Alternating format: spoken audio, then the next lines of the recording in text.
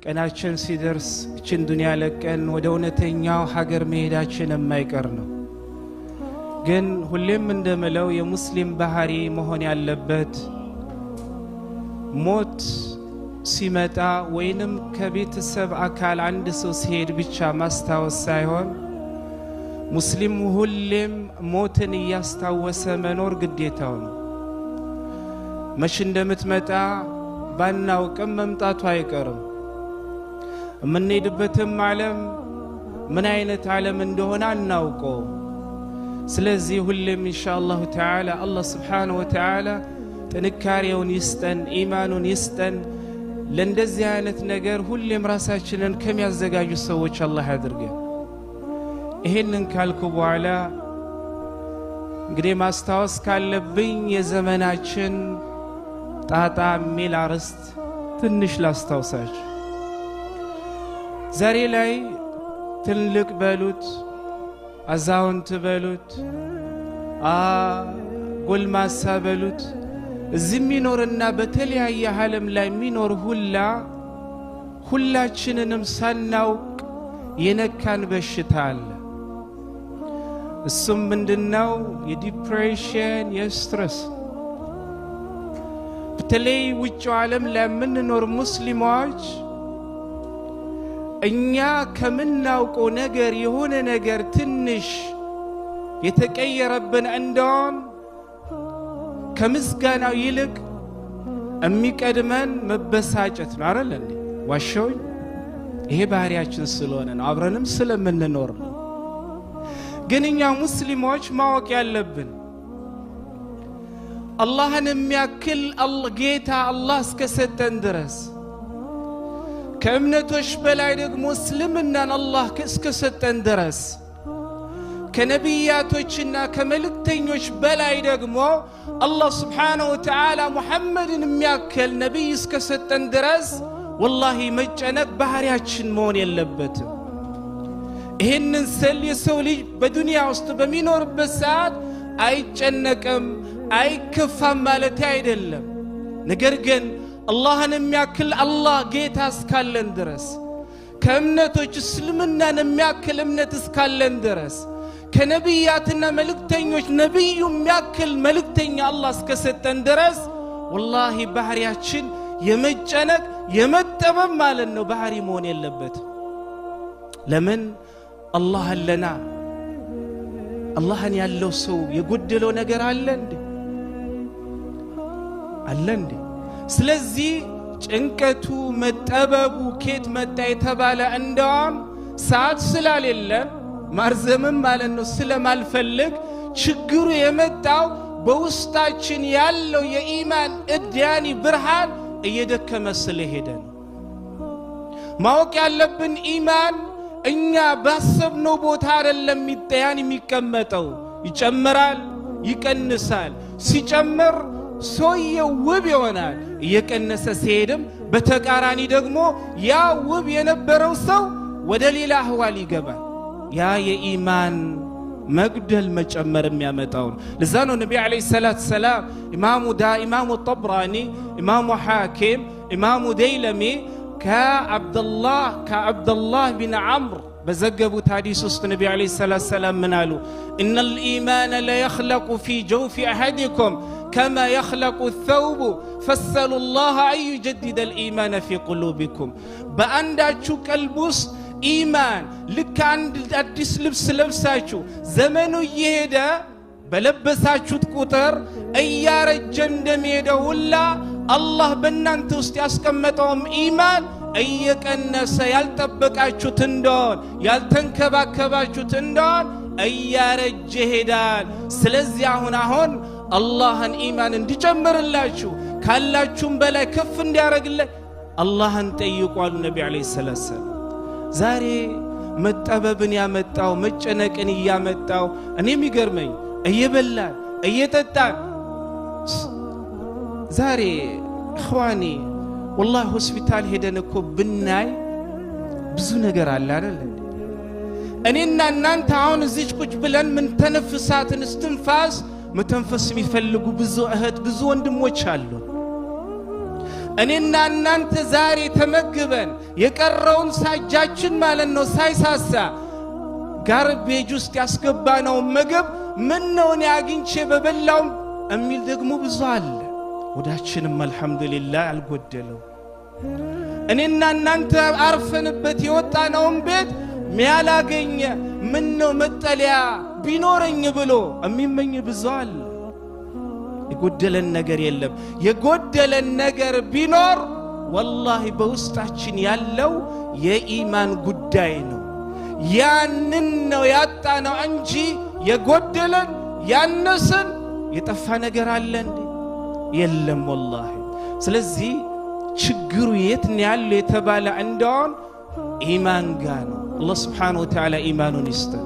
በኢማኑ አላህ Subhanahu Wa Ta'ala ውብ ያድርገን። ወላሂ ኢማን በቀልብ ውስጥ እየጨመረ በሄደ ቁጥር በህይወት ውስጥ ድንቅ ነገሮችን እየሰራ ነው የሚሄደው። ኢማን ካለ የበላይን ሳይሆን የበታችህን ነው እንድታይ የሚያደርግ። ኢማን ካለ ባለህ ነገር ተብቃቅተህ እንድትኖር ነው የሚያደርግ። ኢማን ካለ ከመጨነቅ ይልቅ ደስታን ነው የምትመርጠው።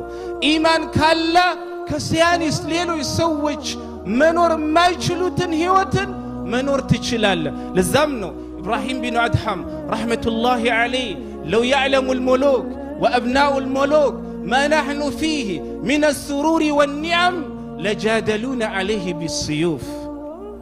እኛ ያለንበትን የኢማኑን የዲያኒ የዕልሙን የኢባዳውን ደስታ መላያኒ ንግስታትና የንግስታት ልጆች ማለት ነው ቢያውቁ ኖሮ እኛ ያለንበትን ደስታ እኛ ያለንበትን ጸጋ በሰይፎቻቸው ተዋግተው ይቀበሉን ነበር ይላል።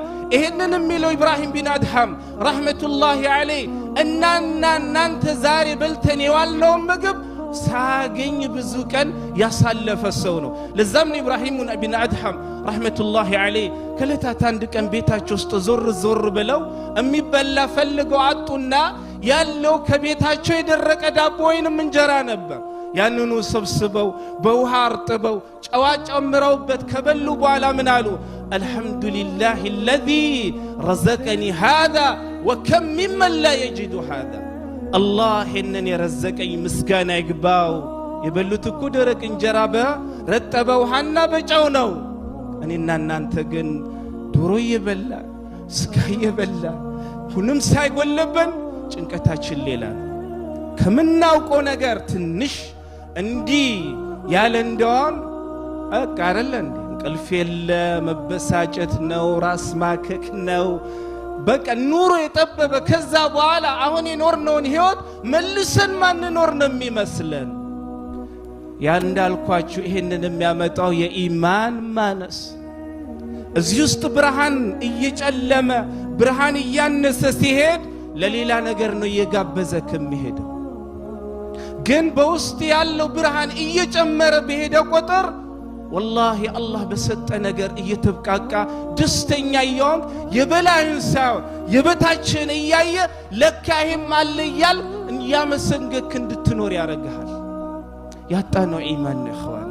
ሁሌም አላህን Subhanahu Wa Ta'ala መጠየቅ ያለብን መማፀን ያለብን ነገር ቢኖር ኢማን ነው። እንዳልኳችሁ ኢማን ካለ ድንቅ ነገር ነው የሚሰራው። አንድ ታሪክ ልንገራችሁ። ቢላል ኢብኑ ረባህ ረሕመቱላሂ ረዲየላሁ ዐንሁ ወአርዳ ቁረይሾች ማለት ነው ምን ያክል ስቃ እንዳቀመሱት ምን አይነት እንግልት እንዳስተላለፈ ሁላችንም ማለት ነው የዚህ እምነት ተከታዮች ማለት ነው ሰዎች እናውቀዋለን አይደል እንዴ? በዛ አለያኒት በዛ በረሃ ውስጥ በዛ ሙቀት ውስጥ በሆዱ ላይ ድንጋይ ያስቀመጡ ቁረይሾች እኛም እንለውን በል ያላልክ እንደውን ቅጣቱ ይጨምራል ሲሉት ነበር። ግን የቢላል ረዲየላሁ ዐንሁ መልስ ምን ነበር? አሐዱን አሐድ ነበር የሚለው ቢላል ረዲየላሁ ዐንሁ። ግን ያ ሁላ መከራ ካለፈ በኋላ ሰሃቦች ማለት ነው ቢላልን ጠየቁት። ቢላል ሆይ ያኔ እነ ኡመያና መሰሎች ያንን ሁላ መከራ በዛ ሙቀት በዚህ ማለት ነው በረሃ ሲያቀምሱት እንዴት ነበር ተቋቁሞ ያለፍኩ አሉት። ቢላል ምን ነበር ያለው? መዘጅቱ حلاوة الإيمان بمرارة العذاب فطقت حلاوة الإيمان مرارة العذاب فصبرت. الله يسطنين يا إيمان طفتنا قريشوች ከሚያሰቃዩኝ ስቃይ ጋር አደባለኩት ይላል።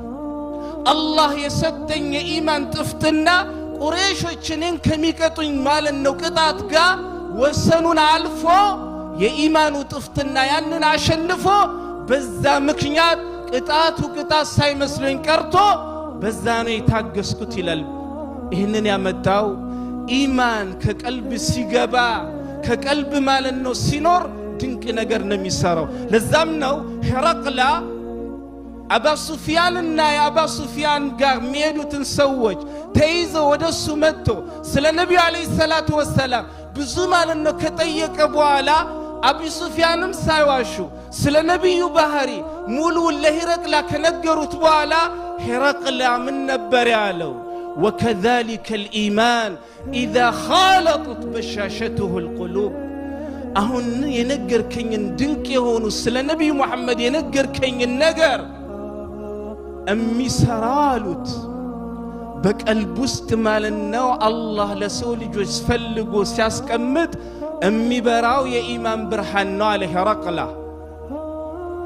ስለዚህ ኹዋኒ ምንም አላነሰንም፣ ወላሂ ያነሰን ኢማን ነው።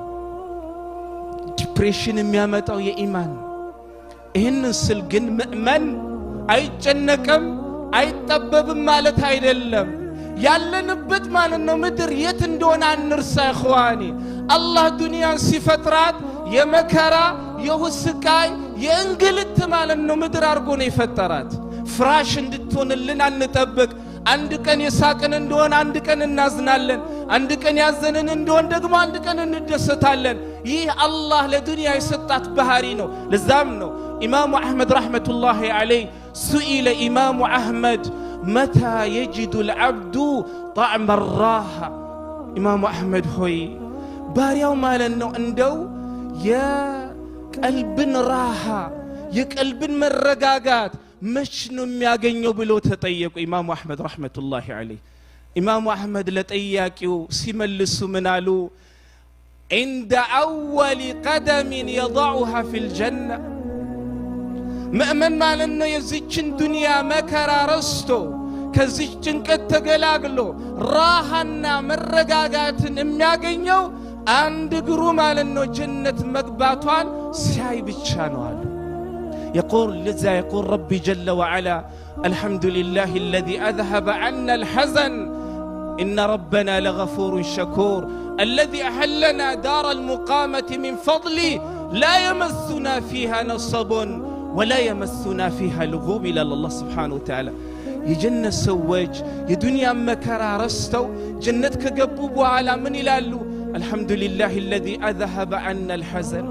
بدنيا سنجنك بس سنتبببت ينبرون مكرا اسوقدو زاري لاي مالنا لجنة يابك انجيتا مسكانا يقباو مالت الله يا مسجنالو حتى كسرات بفيت مالنا راحة إلا لزمنا عنده سأل الرجل أحد التابعين متى أطمئن عند السومال إنه عند ملكام سو تابعين تيجاتشو عنده قلبي مشنو مترقاقاتشو سيلوت إذا تركت الصراط وراءك صراط الفه مالنو صراط كبستا جربا مونو ستاو يزان ጊዜነው የምትረጋጋው። ስለዚህ ኹዋኒ ባጭሩ ለማለት የፈለኩት ዲፕሬሽን ያስፈልግ፣ ስትረስ ያስፈልግ፣ ጭንቀት ያስፈልግም። አላህ በሰጠህ ነገር ደስተኛ ሆነህ ለመኖር መሞከር። ሁሌም ነፍስያክ ጭንቀትንና ሐዘንን ስትነግር ካንተ በታች የሚኖሩትን አስታውስ። የቦምብ ማለት ነው መከራን የሚያስተናግዱ፣ የረሃብን መከራ የሚያስተናግዱ፣ የሰላም ማጣትን የሚያስተናግዱ፣ የቤት ማጣትን የሚያስተናግዱ፣ ቤተሰብን ማለት ነው በማጣት የሚያስተናግዱ ዛሬ ወንድም ነገ እህት ተነገ ወዲያ አባት ያንም ያለ ሙሉ ቤተሰባቸውን እያጡ የሚኖሩ ወንድም እህቶችን በማስታወስ አላህ የሰጠህን ማለት ነው ያመሰንገግ ከዲፕሬሽንና ከስትረስ ዓለም እየወጣህ ለመኖር ፈልግ። ወላሂ ያጣነው ነገር የለም።